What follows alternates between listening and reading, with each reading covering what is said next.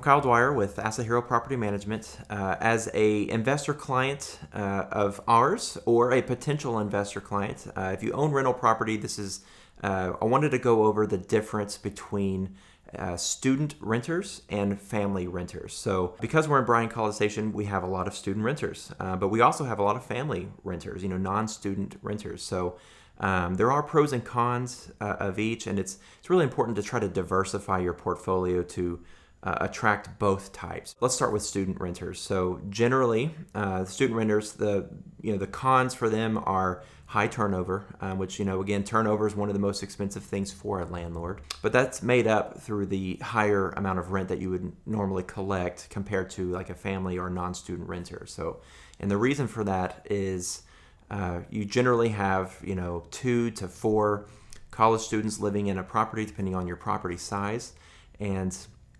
they each are worried about them and them alone. So, they have a budget and they want to stick to it, and their combined budgets are generally much higher than what a family rental property would go for. So you're going to get more in rent, despite the higher turnover rate. Here in Bryan-College Station, we call it the Aggie Shuffle, just because college students they have TIFs and they can't make up their mind. They're bouncing all over the place. They want to go to the dorm. They want to go to this property. Then they change their mind again. So call it that Aggie Shuffle. And that's just something that's just common here. So, but now let's switch over to family rentals or just non-student renters. The benefit of those is generally a little bit more longer term. So you're not going to have to worry about such a high turnover rate so long as they're happy.